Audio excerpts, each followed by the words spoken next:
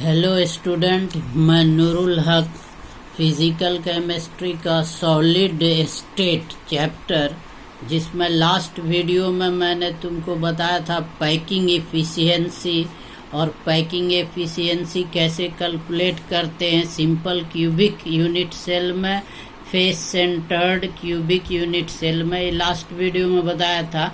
उसमें एक रह गया है body centred cubic unit cell. अब इसके बारे में हम देखेंगे। In a body centred cubic unit cell contain 2 atoms per unit cell. देखो कॉर्नर पे, हर कॉर्नर पे 1/8 होगा, तो ये पूरे का 8 कॉर्नर है, तो 8 × 1/8 और एक एटम सेंटर में है, तो 1 + 1 2 हो जाएगा, यानी 2 एटम्स पर यूनिट सेल होता है body centred cubic unit cell में। अब हम इसके रेडियस को मान लें r, if r is the radius of an atom. चूंकि एटम जो है स्फेरिकल है, हमने स्फीयर मान लिया। If r is the radius of an atom and a is the edge length और edge length of cube. Edge length है, देखो ये सब एज लेंथ है, ये सारा एज लेंथ है, ये a हमने मान लिया एज लेंथ को।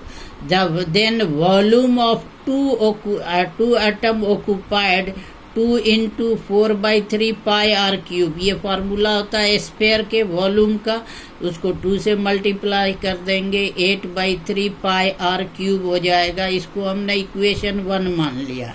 देखो ये फिगर है, इसका यही बॉडी सेंटर्ड है। ये मान लो ये एटम जो है सो एक कंप्लीटली क्यूबिक के सेंटर में, इसको ये जो सेंटर में ये एटम है, ये कॉर्नर के दोनों एटम को टच करेगा इस तरह से, यानी BD जो आपका होगा ये बॉडी डायगोनल हो जाएगा और ये बॉडी सेंटर्ड एटम को टच करेगा।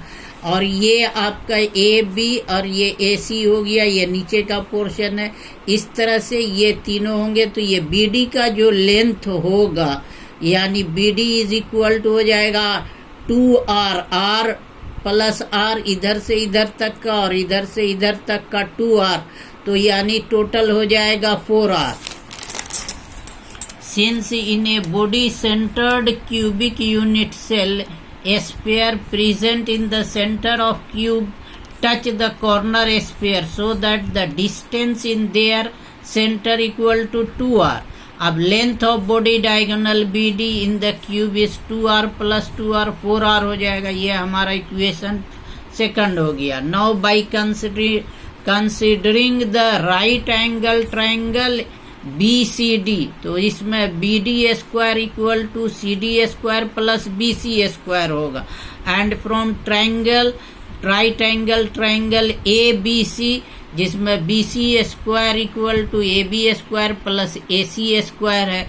अब BC की वैल्यू जो है हम ये पुट कर देंगे, putting the value of BC² in the above equation, then BD² = CD² + AB² + AC²। अब BD की वैल्यू 4r आई थी, तो यहाँ 4r रखेंगे, 4r² + A² which is equal to 3a² हो जाएगा। Therefore 4r² = 3a², that is 16r² = 3a², और a की वैल्यू जो है आएगी 4r/√3, और r अगर हम निकालेंगे यानी रेडियस ऑफ एटम जो, तो उसकी वैल्यू आ जाएगी √3a/4। अब therefore volume of unit cell cubic होता है, जिसका L लेंथ × लेंथ यानी एज लेंथ A है, तो A³ हो जाएगा। अब A की वैल्यू जो है हम रख देंगे, तो 4r√3/³ हो जाएगा।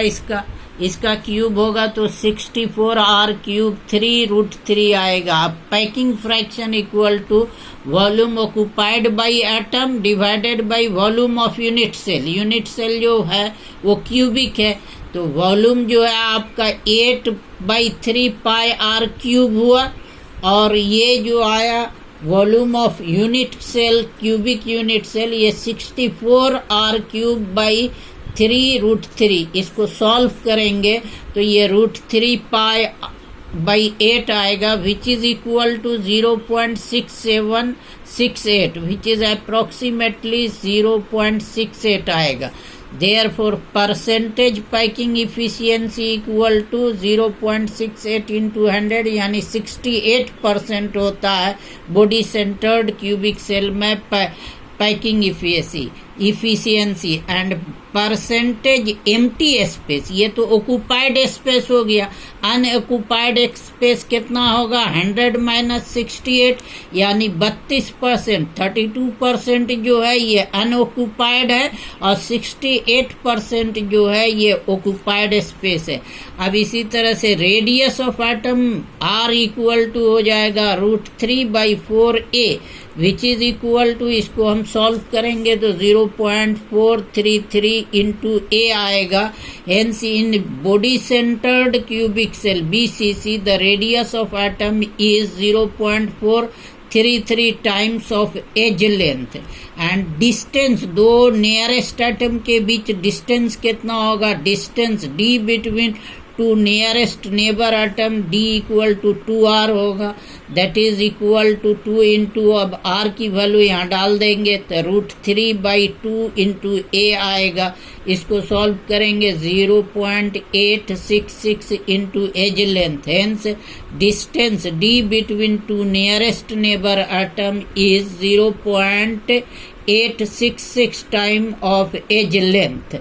इंशाल्लाह नेक्स्ट वीडियो